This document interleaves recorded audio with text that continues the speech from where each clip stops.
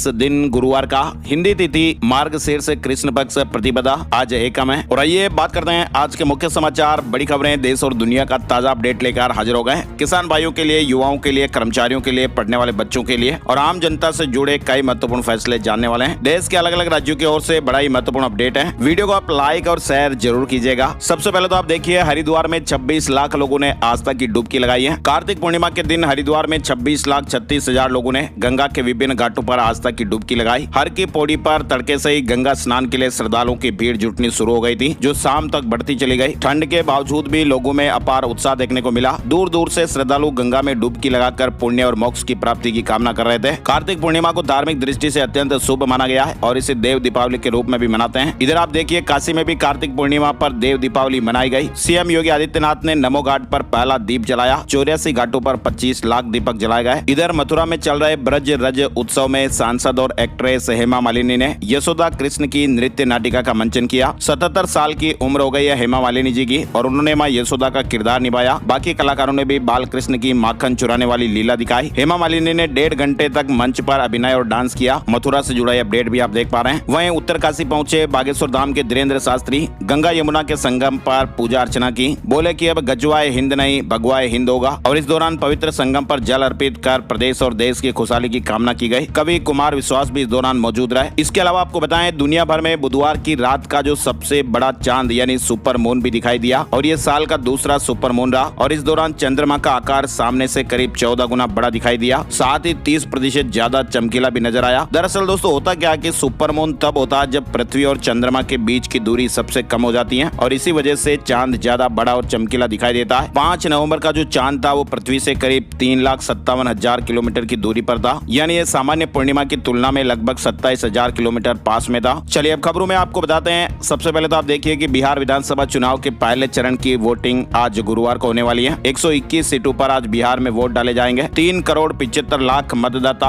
1,314 उम्मीदवारों की सियासी किस्मत आज ईवीएम में कैद करेंगे। बात करें तो इस चरण में दिग्गज चेहरों की तो तेजस्वी यादव, सम्राट चौधरी और विजय कुमार सिन्हा के साथ ही सरकार के 16 मंत्रियों की किस्मत भी दांव पर है। इन मंत्रियों में 11 बीजेपी और 5 जेडीयू के हैं। इधर इस साल चुनाव में अभी तक सबसे ज्यादा चर्चा में रहने वाली सीट मोकामा में भी वोटिंग होगी। यहाँ से जेडीयू उम्मीदवार अनंत सिंह जो अभी जेल में बंद है, उनका मुकाबला बाहुबली नेता सूरजभान की पत्नी वीणा देवी से है। तो आज बिहार विधानसभा चुनाव के पहले चरण की वोटिंग भी होगी। साथ ही आप देखिए, पहली बार विमेन्स वनडे वर्ल्ड कप जीतने वाली भारतीय महिला टीम ने प्रधानमंत्री नरेंद्र मोदी से मुलाकात की है। पीएम मोदी ने टीम को जीत के लिए बधाई दी और लगातार 3 हार और सोशल मीडिया पर ट्रोलिंग के बावजूद भी शानदार वापसी की सराहना की। मंदाना ने कहा कि पीएम मोदी ने हमें मोटिवेट किया। इधर आप देखिए, भारतीय महिला क्रिकेट टीम की इस ऐतिहासिक जीत के बाद टाटा मोटर्स ने भी बड़ा ऐलान किया है। कंपनी 25 नवंबर को लॉन्च होने वाली अपनी नई टाटा सिएरा एसयूवी का पहला स्लॉट भारतीय महिला टीम को गिफ्ट करेगी। टीम की हर खिलाड़ी को टाटा सिएरा का टॉप मॉडल दिया जाएगा। ये कदम महिला खिलाड़ियों के सम्मान और महिला सशक्तिकरण की दिशा में एक शानदार पहल माना जा रहा है। महिला क्रिकेट टीम ने इस साल वर्ल्ड कप जीतकर पूरे देश का सिर गर्व से ऊंचा कर दिया है और ऐसे में अब टाटा मोटर्स ने भी ये बड़ा ऐलान किया। विजेताओं के सम्मान में ये बड़ा कदम उठाया। कंपनी ने ऐलान किया कि वो 25 नवंबर 2025 को लॉन्च होने वाली अपनी टाटा सिएरा का जो पहला बैच है वो हर भारतीय महिला क्रिकेट टीम को गिफ्ट किया जाएगा। तो ये तो बहुत ही अच्छी बात है। इधर आप देखिए, निसार सैटेलाइट 7 नवंबर से ऑपरेशनल हो जाएगा। भूकंप, सुनामी जैसी आपदाओं की सूचना पहले से ही मिलने लगेगी। भारत और अमेरिका ने इसे बनाया है। इसरो और नासा के द्वारा बनाए गए संयुक्त मिशन से बना निसार सैटेलाइट 7 नवंबर से ऑपरेशन में हो जाएगा, यानी काम करना चालू कर देगा।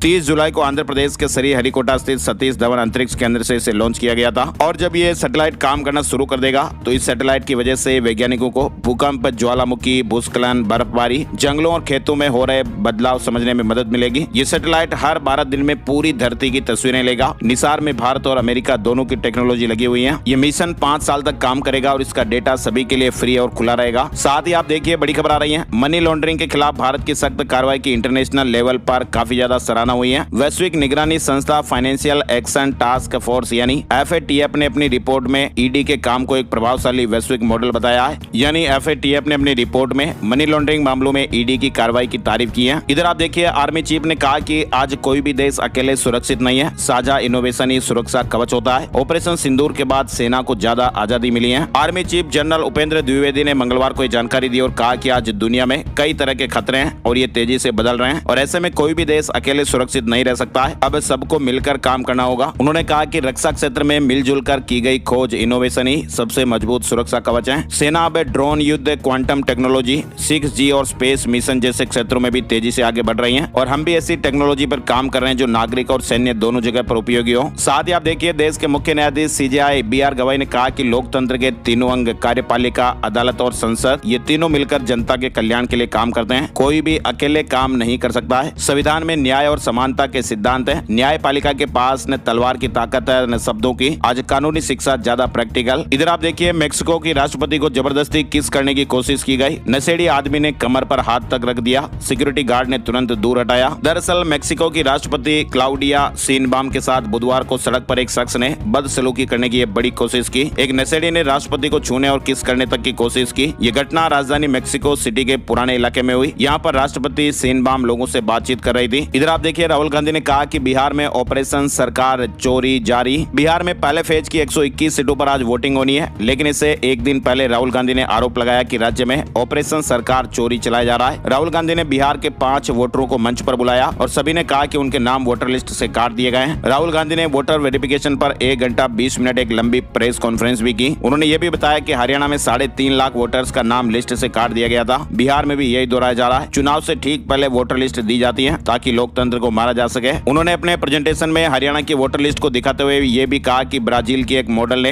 हरियाणा चुनाव के दौरान 10 बूथ पर सीमा, स्वीटी और सरस्वती के नाम पर 22 बार वोट डाला और इस तरह हरियाणा विधानसभा चुनाव 2024 में 25 लाख वोटों की चोरी हुई। राहुल गांधी ने इस तरह के आरोप लगाए हैं। वहीं केंद्रीय मंत्री किरेन रिजिजू ने राहुल गांधी के आरोपों पर पलटवार किया। रिजिजू ने कहा कि राहुल गांधी ने जो प्रेजेंटेशन दिया वो फर्जी था। राहुल गांधी ने अपनी प्रेस कॉन्फ्रेंस में कुछ विदेशी महिलाओं के नाम का जिक्र किया। वे संसद सत्र चलते समय विदेश चले जाते हैं, छिपकर थाईलैंड, कंबोडिया जाते हैं। उन्हें विदेशों से जो प्रेरणा मिलती है उसके आधार पर वे लोगों का समय बर्बाद करते हैं। केंद्रीय मंत्री ने कहा कि हम भी कई चुनाव हारे लेकिन कभी रोना धोना नहीं किया। हमने चुनाव आयोग को गाली नहीं दी। हमने हमेशा नतीजों का स्वागत किया है। बिहार में चुनाव है, वे ध्यान भटकाने के लिए मुद्दा लेकर आ रहे हैं। राहुल गांधी बोलते हैं कि एटम बम फटने वाला है, उनका एटम बम कभी फटता क्यों नहीं है। रिजिजू ने कहा कि बिहार में SIR से लोग खुश हैं। कुल मिलाकर बीजेपी ने कहा कि वोट चोरी पर राहुल गांधी के जो दावे वो फर्जी हैं। इधर आप देखिए, बड़ी खबर आ रही है। मानव शरीर के भीतर छिपे रोगों का रहस्य अब खून की जांच, एक्सरे या लंबी रिपोर्टों में नहीं, आंख की रेटिना की सूक्ष्म नसों से भी जान पाएंगे। यानी अब आंख बताएगी आपकी हेल्थ रिपोर्ट, रेटिना स्कैन से आपकी छुपी हुई बीमारियां पकड़ी जाएगी। IIT BHU के डिपार्टमेंट ऑफ मैथमेटिकल साइंस के assistant professor doctor Rajesh Kumar Pandey ने एक ऐसी स्वचालित कंप्यूटर तकनीक विकसित की है जो रेटिना की सबसे बारीक रक्त वाहिकाओं को भी स्पष्ट रूप से पहचान लेती हैं और वे नसें जो संकेत देती हैं शरीर में शुगर, BP,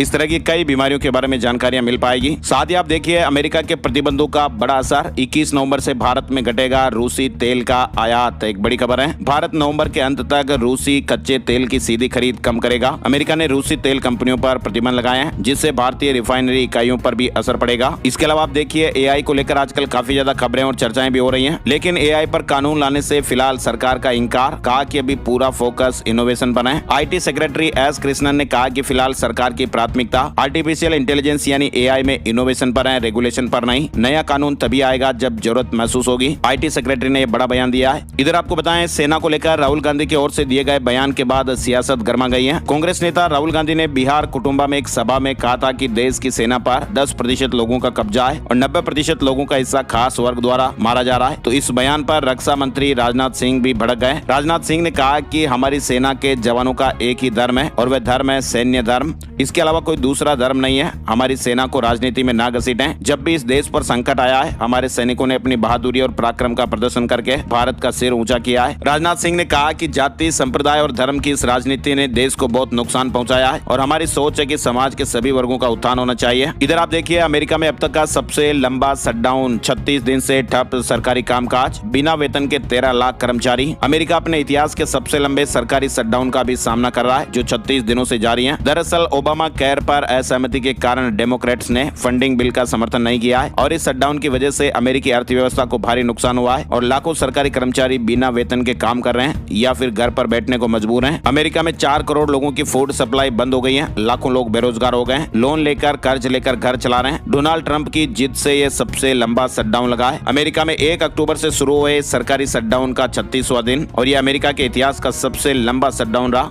चलिए बड़ी खबर आप देखिए, अब नहीं चलेगी कोचिंग सेंटर की मनमानी, फीस से लेकर हर एक्टिविटी की मॉनिटरिंग की जाएगी। सुप्रीम कोर्ट में मंत्रालय ने हलफनामा दाखिल किया है। केंद्र सरकार ने सुप्रीम कोर्ट में हलफनामा दाखिल करते हुए बताया कि सरकार कोचिंग सेंटर की फीस से लेकर हर एक गतिविधि की निगरानी करेगी। सरकार का कहना है कि राष्ट्रीय कार्यबल अपनी रिपोर्ट अगले महीने दिसंबर में कोर्ट को सौंपेगा। पश्चिम बंगाल से बड़ी चौंकाने वाली खबर भी सामने आ रही है। बंगाल में SIR फॉर्म वितरण के बाद पूर्वी बर्दवान में एक तालाब से सैकड़ों आधार कार्ड मिले हैं। बीजेपी ने इसे SIR के डर से फेंके गए फर्जी कार्ड बताया। फिलहाल पुलिस मामले की जांच कर रही है। इधर आप देखिए, स्पाइस जेट और LG को झटका। दिल्ली हाईकोर्ट ने विदेशी कर्मचारियों के PF पर ऐतिहासिक फैसला सुनाया है। दिल्ली हाईकोर्ट ने भारत में काम करने वाले विदेशी कर्मचारियों के लिए EPF में नामांकन अनिवार्य करने वाली 2008 और 2010 की अधिसूचनाओं को बरकरार रखा है। कोर्ट ने स्पाइस जेट और LG इलेक्ट्रॉनिक